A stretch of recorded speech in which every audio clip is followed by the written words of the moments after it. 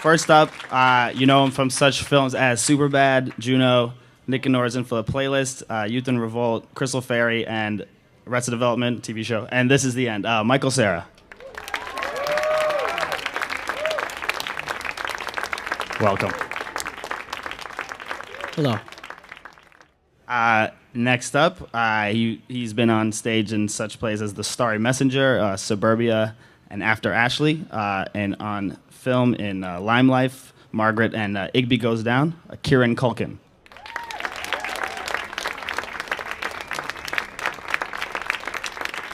And lastly, she has been in Parenthood, in the film Enough Said. She's the editor-in-chief of Rookie, has also written for The Believer and Elle, and she recently graduated from Oak Park and River Forest High School in Illinois. Tavi Gevinson.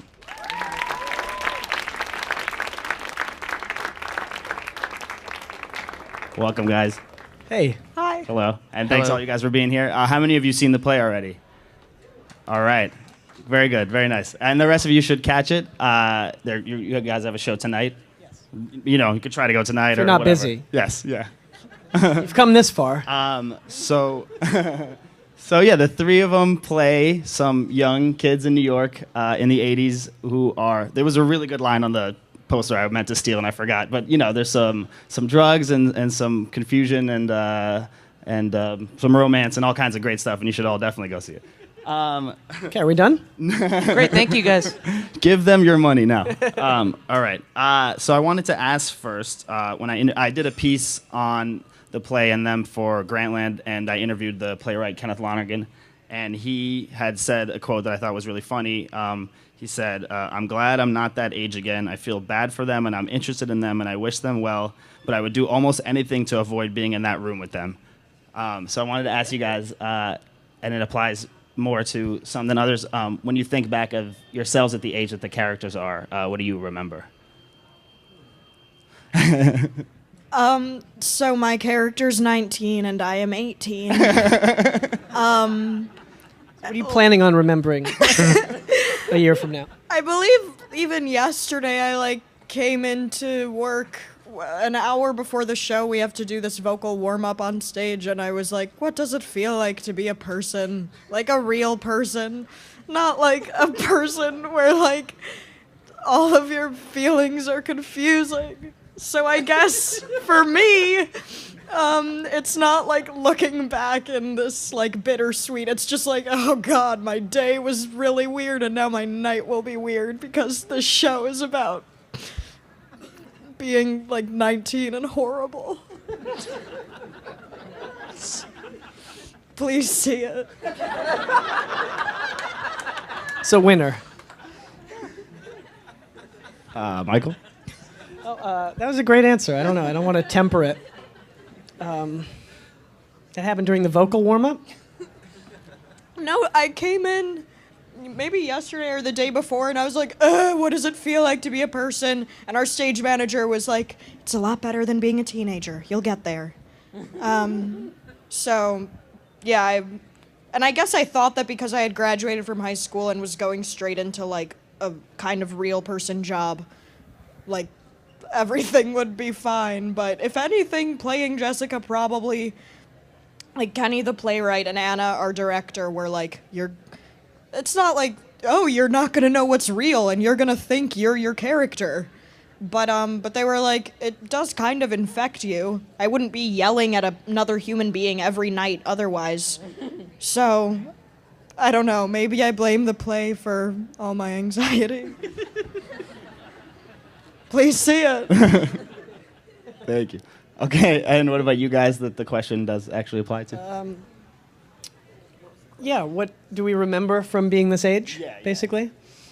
I don't know. I think I remember hanging out with my friends and just wasting so much time, being very stupid. And it's kind of weird because I was working when I was 18. I was working and there was nothing really too normal about it. I was hanging out with people a lot older than me most of the time. Right. Weirdly. Yeah. So I kind of dodged, I guess, the communal weird feeling. Nice. Bullet. Nothing. I got You don't nothing. remember? Yeah, no. Too far. It's a haze. Yeah. Okay, so one more question about the past, because when I interviewed you guys, Tavi had told a funny story about a high school party she recently went to, so I just wanted to ask about maybe if you recall the first party that you attended as teenagers, and if you want to mention if the first drugstore that you have too, because there's some drugs in the play, that's that's up to you. That's optional. 9 years old. It's a crazy party. No, I wasn't really involved in too many of those kind of circles, I think. Drug use was not really like a thing for me growing up. Right. I don't know. I wish I could elaborate or say something funny. No. yeah, me too. I wish I could. Cool. Sorry. So yeah, We'll get better. We'll get better. A more PG question about your youth. Is there something that you remember being fans of, like the first thing you were a fan of, musician and actor, comedian? And Kieran, I know, big into wrestling as a kid, so anything like that comes to mind when you think of the first thing that you remember being like, wow, I'm really into this? Yeah, The Ultimate Warrior. Yeah, WrestleMania 6. Nice. That was my first hero. Very cool. Still my hero. Actually, he's on the back of my phone. There he is. Yeah? Nice. An iPhone. Thank you. Any other guys? I really liked The Simpsons when I was like 9 years old. The Simpsons was amazing, and every Sunday there was a new episode. And then we would at lunch, all my friends would sitting around in fourth grade would be able to remember almost every joke, because you only see it once, and then they would play it one other time through the week, and then get another chance to see it. But for the most part, you had to watch it really intently and memorize it, and then we would be able to kind of recreate it. That was fun. That's awesome. Yeah, it's a good show. You should check it out. Really recommend The Simpsons. It's a cartoon. Tavi?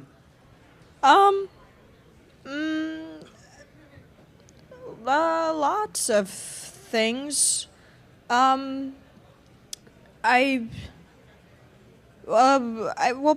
Today I went back and reread Ghost World, which was very important to me as a book and movie in middle school.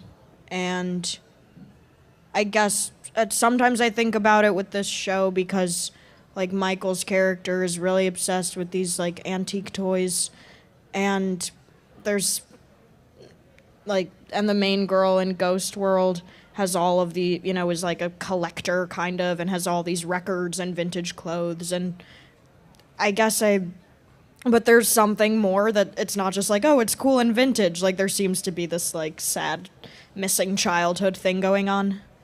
So I guess that's on my mind because I read it today. But I don't remember the first thing. Yeah. The first thing is much less cool than Ghost World. Nice. Yeah. Sounds great. Those are good answers. Back to the play. You guys wrap up January 4th, I believe. So how does it feel right now? Is it the last few weeks of senior year kind of feeling? Oh, yeah. It's weird. It's felt like that for a while, though. Kind of the end is near for weeks, and it's only closer now. Well, Yeah. it moves so fast, I've found. Yeah. The Chicago run was 6 weeks, and this has been 16 weeks. But it's been going by so fast, and I find myself really preparing myself for deep depression. Yeah. Right. I find myself telling myself the same things you think about when you're going through a breakup. There are other kinds of love. There are other sources of happiness. It's weird to imagine not doing the show every night and knowing no matter what kind of day I've had or whatever, I can go in and do this and really love it. It's horrible. I don't know. Are there some kind of party at the end, right? Are there traditions when you wrap up this kind of thing? None of us have ever done it. Right. We don't know. Alcohol. I don't know. Nice. And as far as what comes next, has doing this play made you guys reconsider what that is?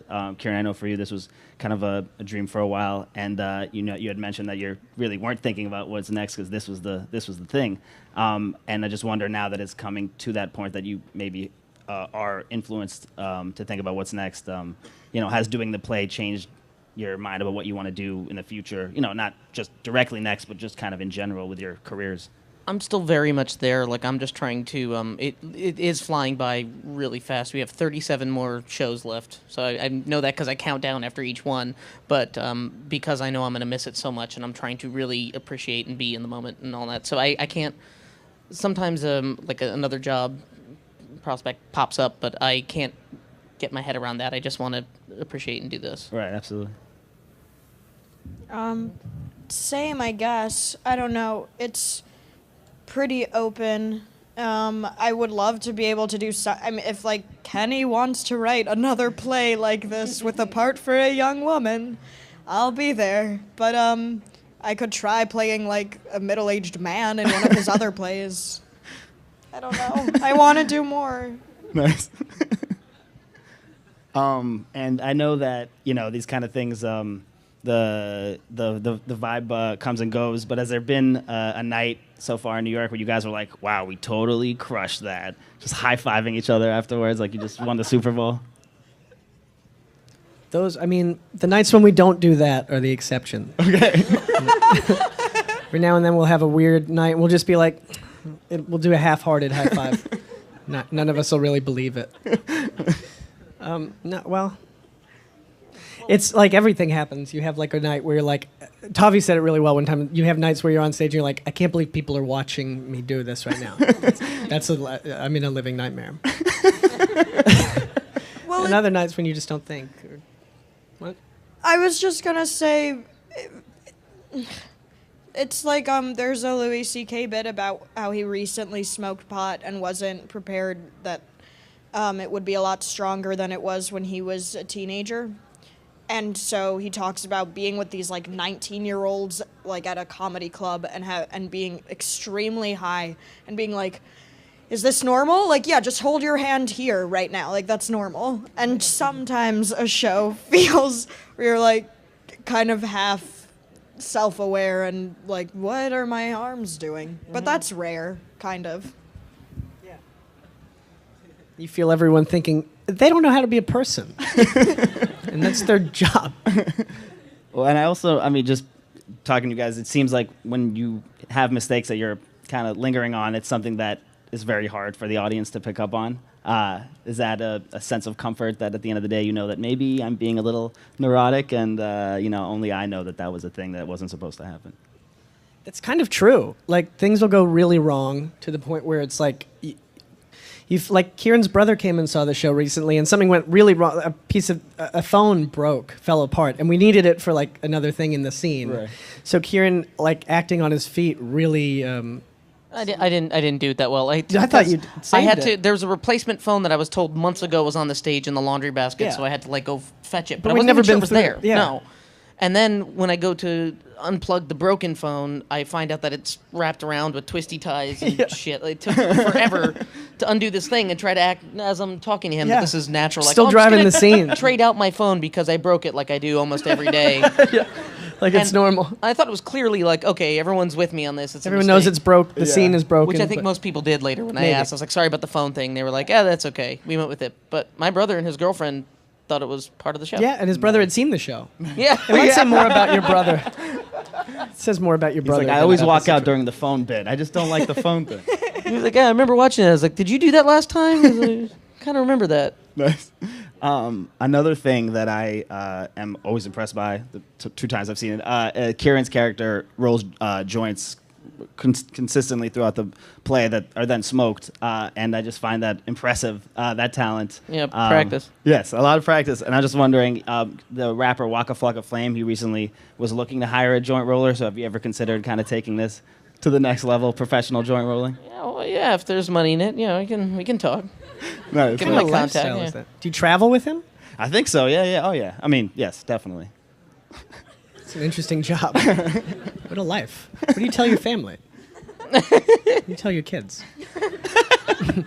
There's a thing that happened in California. This is going way off topic. Go for it. Go. But there was some kind of law that was passed that any porn that was made in the Los Angeles County, they had to have a condom. Uh-huh. They had to be wearing condoms. So I guess that means it's someone's job who works for the government to watch like every porn made in California and be like, yeah, okay, they got one. Or go visit sets and be like, want to see those condoms, people. Off topic. And Do you want that guys, job? I mean, I'm not doing anything in January. I don't even know how we're going to end the show. You can't be at the rap party. You got to fly out to California the next night. And Michael and Tavi's characters, they dance. You guys dance, and which is also very fun. And I'm wondering, has that evolved over the time of the show? Have you kind of changed up the moves? And also, have you taken these moves to the dance floor, like at the club, maybe?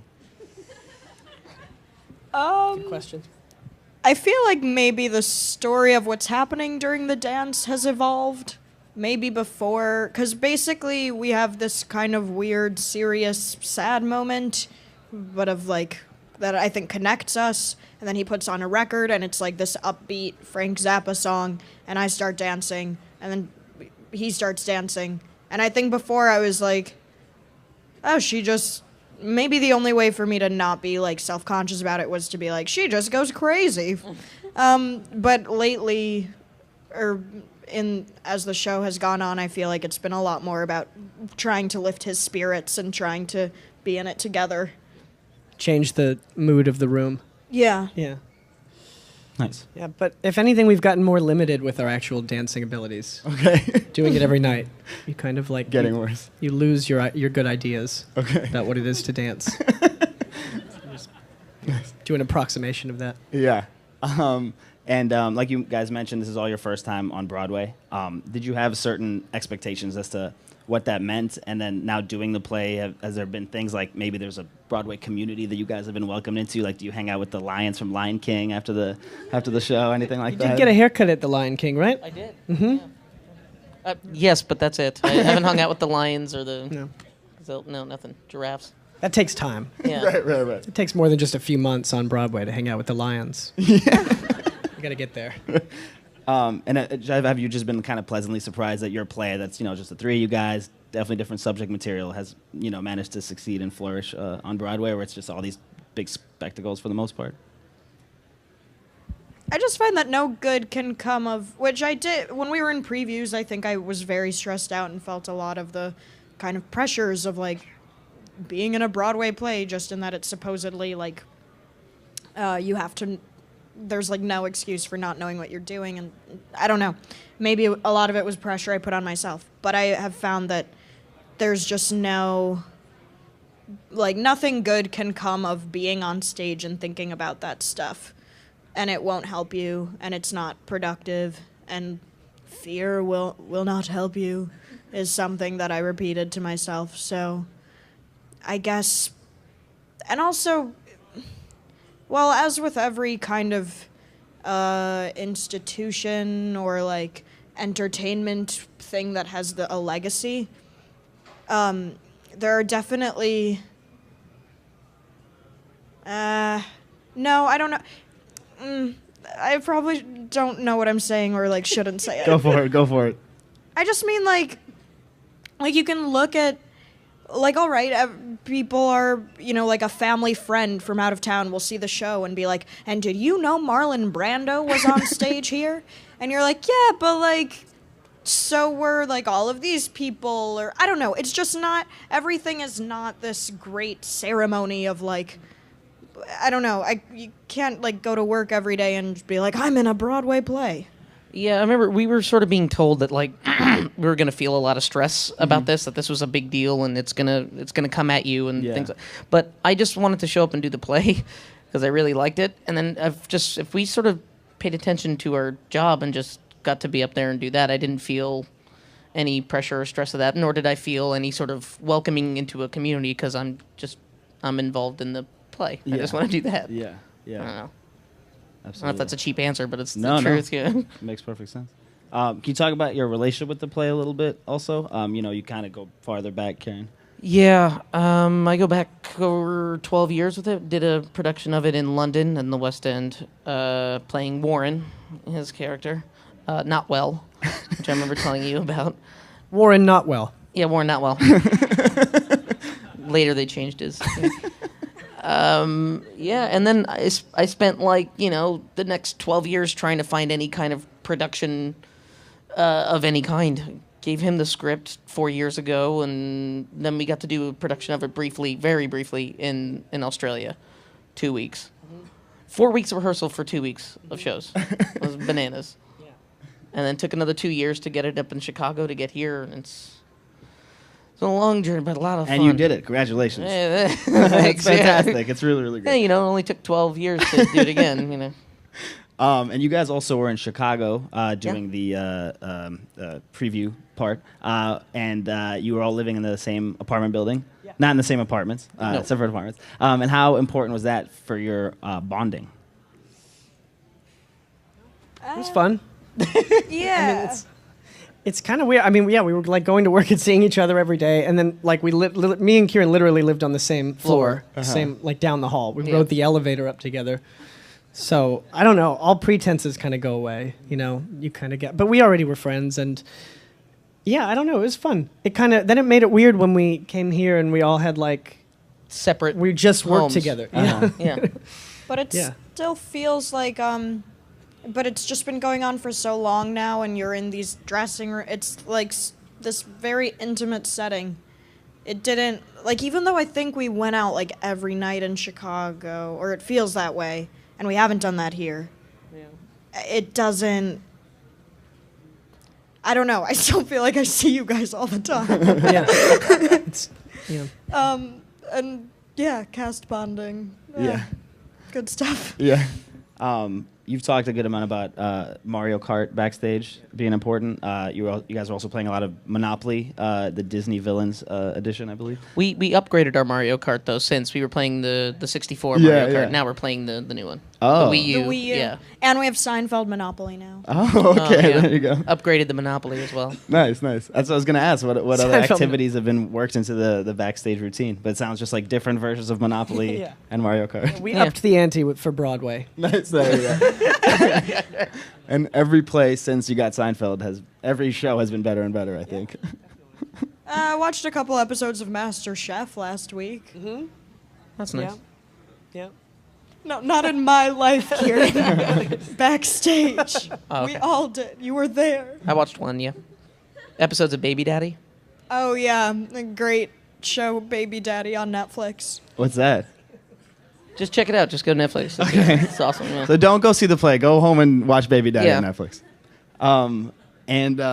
Another thing that happens in plays is that the understudies have to come on sometimes. Yeah. What I'm sure that's a strange feeling. I mean, you're obviously sick and whatever it might be. What's that like watching someone else do your character? Well, the weirdest time was when Kieran did the first act, and then he couldn't do the second act, so the understudy came out and did the second act as Dennis, and I had to just kind of pretend that was, no, you know, it's like when the mom changed on Fresh Prince of Bel-Air or something. Exactly. And you're like, everything's cool. Mom looked different. She was terrible. The new mom was terrible. Yeah. Viv. But there's a whole other story to that, too, that I don't know if you want to get into. No, I mean, I That's a would do whole that. Though hell of a story. It is, but even before we get that, like, because he played, we have one understudy for the both of us. Oh yeah. But I didn't get to see how he played me, and you didn't get to see how he played No. your part, right? No. But like you were sick first, so the most bizarre thing was standing in the exact same place that we've been doing for months, and he's wearing your clothes and saying your shit, and surreal, it's so bizarre. Yeah. Makes no sense. What was the story? The reason I couldn't do the second act was because I was before I went on stage, I was telling him my stomach was kind of upset, but like, you know, I'll give him a sign if like my stomach hurts, which I don't think is very professional, but fucking it was this. For some reason we came up with this was the gesture, and right when he walked in, I gave him this right away to let him know like I'm in trouble. I got 45 minutes on stage, and I made it up until the last, I would say 90 seconds. When I had the little like speech before I walk off, and my stomach said nope, and I got up and I said hold on, and I ran off the stage and very, very loudly started vomiting in a bucket. Wow. Thinking that I knew I was being loud, but I couldn't help it. It was food poisoning, it turns out. But I remember thinking, I know this is loud. They must laugh. They must be laughing or something. But I was listening, and they were like, it was. Yeah. It was so odd. It's just like everyone was listening to the retching. It's like one of those things where you said, is it obvious if something goes wrong? And it felt like the audience couldn't tell if the play just got like I really had darkly friends there tragic. that night. They thought it was part of it. Yeah. Because And I'm just sitting there. You said you were like looking at the door. You like lit up the The joint, sound of you dying behind it. and the audience was like with you, like Yeah. watching it. Like, I'm oh, just what an like, interesting oh. choice. Poor Dennis. This thing's been eating him alive for months. Talks a big game, but doesn't have much more time. It's like a different play. I just sat there and I smoked a joint, just waiting for him to come back or for something to happen. And I went to the bed and grabbed a comic book, and it was stapled shut for some reason. Because it wasn't real life up there. And I went like... waiting. Yeah. And then Felt the like a long understudy time. came out for you. No, then Okay. actually Tavi came out because it was right They before. skipped ahead. You know. okay. Yeah, then they skipped ahead, and then we just kept going, and kind of like, that didn't happen. Yeah. Yeah, That it's didn't weird. happen. It didn't affect me at all because I have no scenes with Kieran's character. But But You say hi for like 2 seconds. yeah. But to the understudy, the name is Nick Lehane. He has the most stressful job. He has to show up and basically probably not work, but at the drop of a hat, he's on stage in front of hundreds of people. Wow. Yeah. And he has to learn both parts. Yeah. Yeah. Shout out to Nick Lehane. Yeah, Nick Lehane. Go Nick. He's got to do it in 3.5 times now. Yeah. That's cool. Well, then it's also messed up that he's hoping that you guys get sick. I mean, let's face it. Yeah, he kind of is. I think I said when I was walking out of the theater that night, because I stayed for the rest of the act because I was so sick, I was like walking out, he goes, "Oh, I hope you feel better." And I was like, "You don't mean that." He goes, "I mean it a little bit."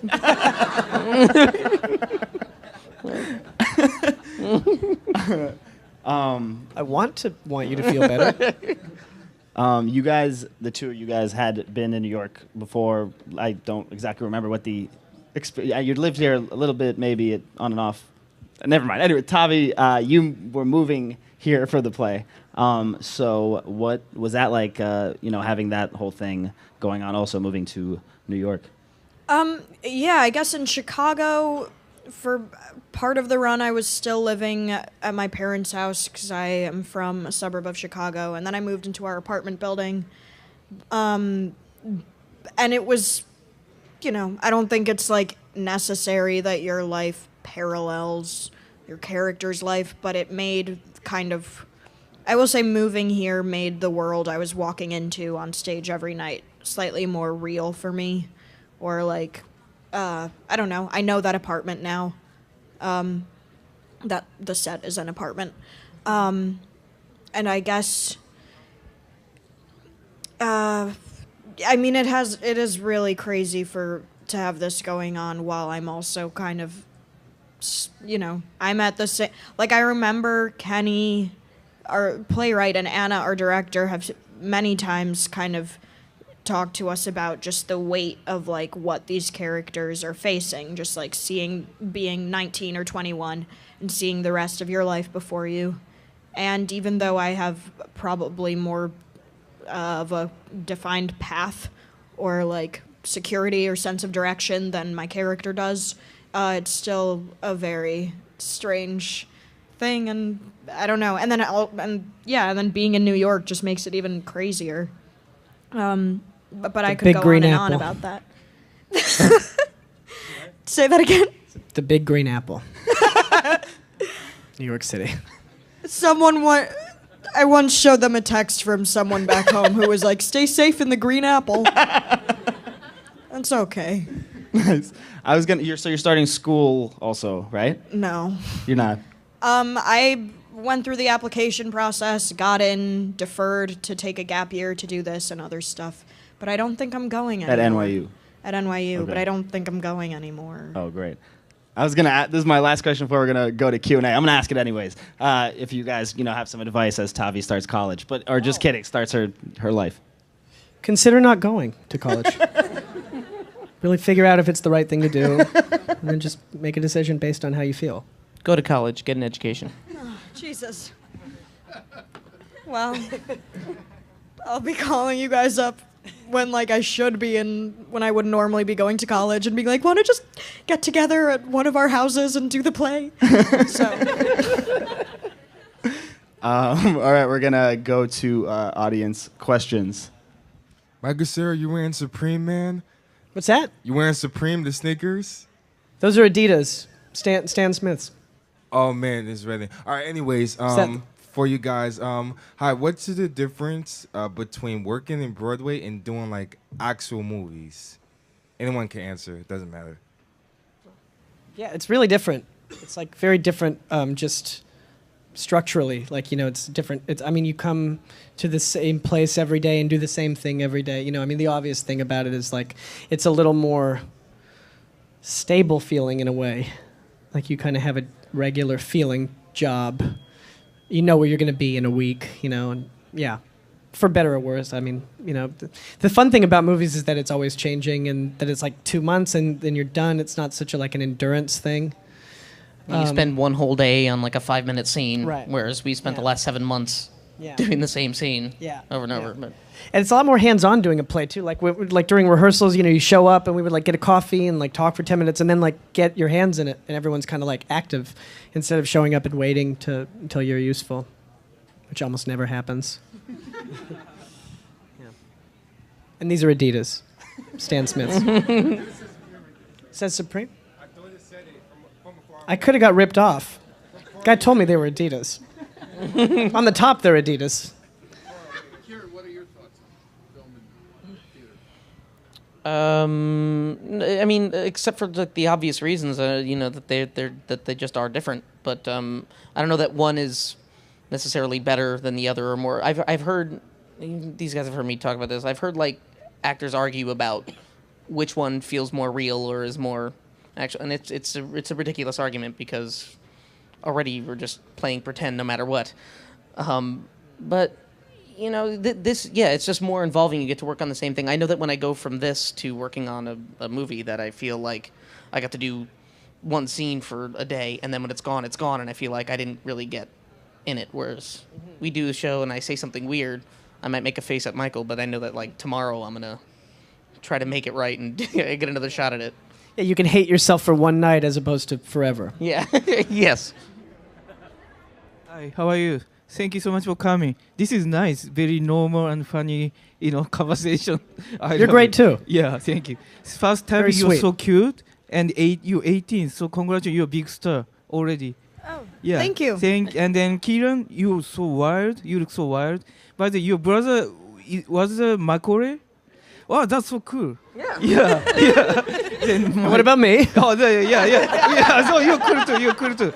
Then I remember, Michael, why are you drinking? Because you... It's coffee. Oh, coffee. You look so happy when you drug it. It's a drug. Makes me really happy. You two make Scott Pilgrim together, right? So yes. you two great together already. By the way, I have a question for Michael. I'm a big fan. Then actually, you made a Superbad with Jonah Hill. Mm-hmm. Yeah. Then I don't know. He's your friend. Yeah. But, he's your friend. Okay. Uh-huh. But he got Oscar nomination twice. Yes. So my question is, are you envy him? Then you wanna be Oscar-worthy actor, yes. or I've always you don't envied care? him. You don't care, and you love your life. I care. Okay, thank you so much. Of course I care. Nice to Of course I care. Thank you, sir. Thank you for that beautiful conversation. That was really nice. It was a nice discourse. I encourage more questions like that. This question is directed towards Tavi. I'm from the Midwest. I'm currently going to college in the Chicago area at Knox College. Uh-huh. I'm friends with some people from your high school that are older than you by a little bit. And I'm also considering moving to New York City and really into Rookie and all that stuff. You really inspire me a lot. Thank you. I'm currently doing an internship at Scholastic. And I'm just wondering if, since you're moving to New York City and you're not that much different in age than me, have you found it to be really inspiring in ways different from Chicago creatively and just in the all art and stuff? How has it been for you? New York versus Chicago, being a young creative person. I'm glad I'm summarizing it. Oh no, I was just thinking back to the last thing. Oh God. Sorry. So I guess I'm really glad I I'm still growing up, but I'm glad I grew up at a younger age in Chicago because I feel like it's generally, no one moves to Chicago to make it. There isn't that kind of underlying desperation and anxiety that I do feel here or in LA.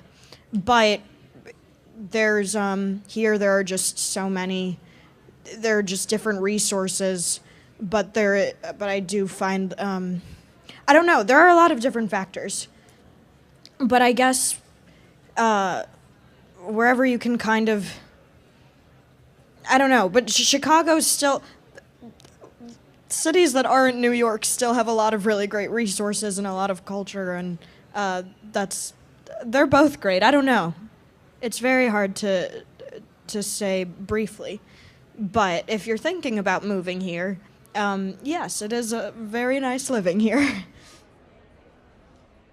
I don't know if I can come up with as good a question as the previous couple ones, but what I would like to hear from you guys is, since this is set in 1982, and obviously 1982 is not a year you guys experienced, what did you learn about that year that maybe both situates the play, and then what was it that you learned universally about your characters in relationship to youth that you can talk about a little bit more than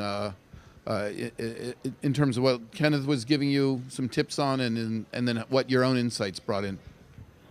I mean, I think the year was just sort of just the backdrop, because that's the year that he experienced this, because a lot of this is based off of his real experiences, and we didn't have to go and explore what 1982 was like in any sort of way. I don't know what else to like. Yeah. Well, it's kind of what I feel I learned from the play is it's kind of universal and timeless. Yeah. The feeling and the subject matter, and kind of ageless in a way too. I mean, the characters are having their first kind of experience where they're coming to terms with things dying in a way. Like this friendship, or a way that something exists not being able to function anymore, and it having to end.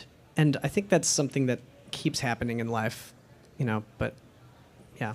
Yeah, at all sorts of ages. It just seems to be more intense at that age. Right.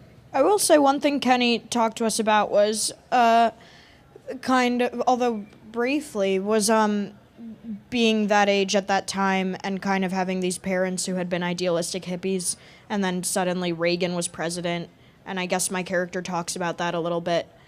And but I also I feel like even people our age are like, oh, people cared in the 90s or something, even though they didn't, or that's not even the stereotype. So I feel like that is something you feel at this age if you are, like the characters in the play, raised by certain kinds of progressive liberal parents or something, as you feel like you've inherited a mess.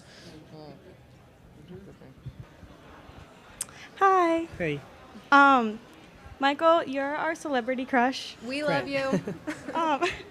Also, our question is for everybody: what is your favorite movie or something that you've worked on, and would you do it again? I'll handle the first part of the question, guys. Sorry, I just had to make a joke. What's our favorite movie? You said collectively. So work on it. That you've worked on. That we've worked on. Oh, that's an important point. I don't know. They're not really for me. No, I'm kidding. Well, I like the movie that Kieran and I did together, Scott Pilgrim. It was 7 months of shooting, and that was a lot of fun. It was a lot of fun. Thank you. Thank you. Yeah, it was really weird when we finished working on that movie, because it was every day. I mean, for me, I worked almost every day on it, and it was 7 months, and it was really weird to leave. And I love the movie. I can watch that movie and really remember every day. First up, you know him from such films as Superbad, Juno, Nick and Nora's In for the Playlist, Youth in Revolt, Crystal Fairy, and Arrested Development TV show. And This Is the End. Michael Cera. Welcome. Hello. Next up, he's been on stage in such plays as The Starry Messenger, Suburbia, and After Ashley, and on film in Lime Life, Margaret, and Igby Goes Down, Kieran Culkin.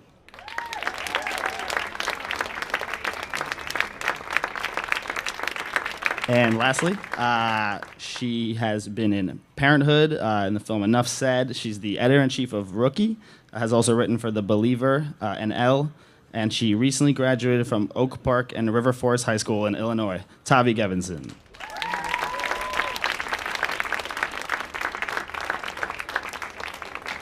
Welcome, guys.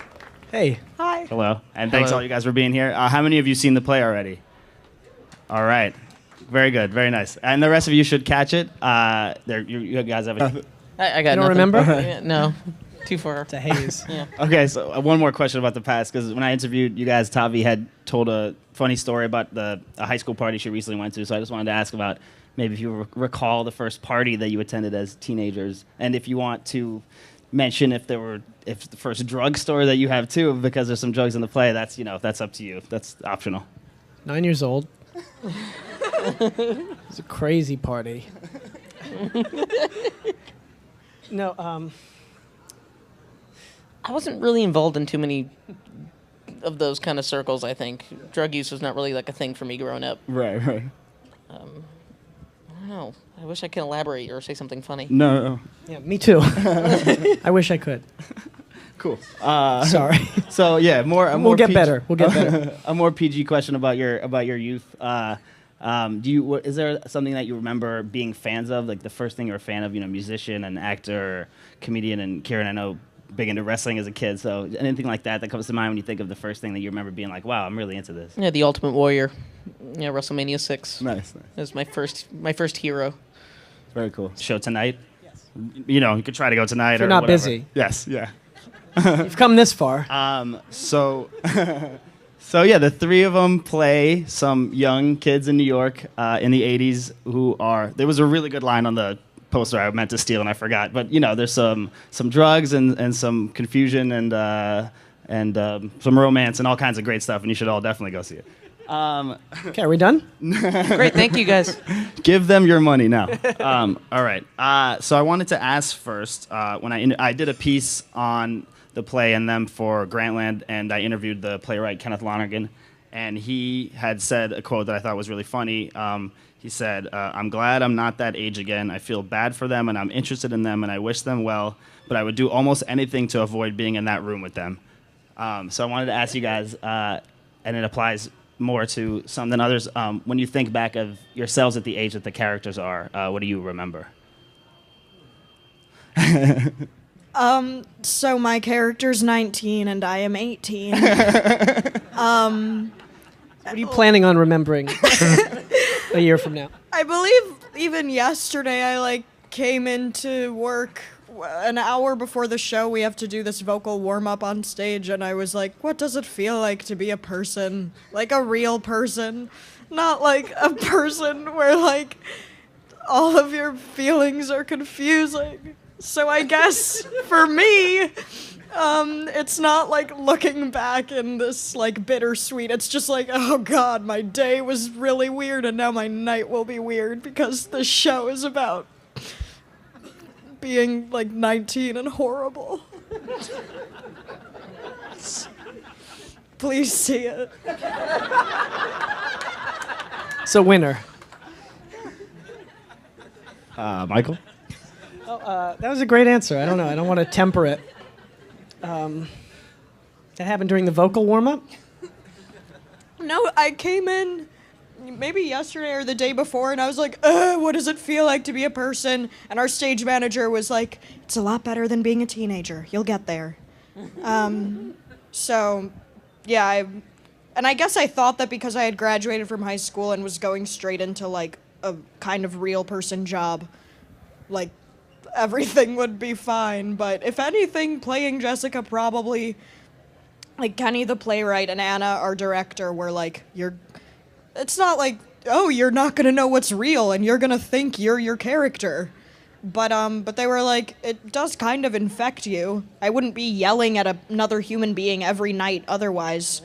So, I don't know, maybe I blame the play for all my anxiety. Please see it. Thank you. Okay, and what about you guys that the question does actually apply to? Yeah, what do we remember from being this age, basically? I don't know. I think I remember hanging out with my friends and just wasting so much time, being very stupid. And it's kind of weird because I was working when I was 18. I was working and there was nothing really too normal about it. I was hanging out with people a lot older than me most of the time. Right. Weirdly. Yeah. So I kind of dodged dodged, I guess, the communal weird feeling Nice. bullet.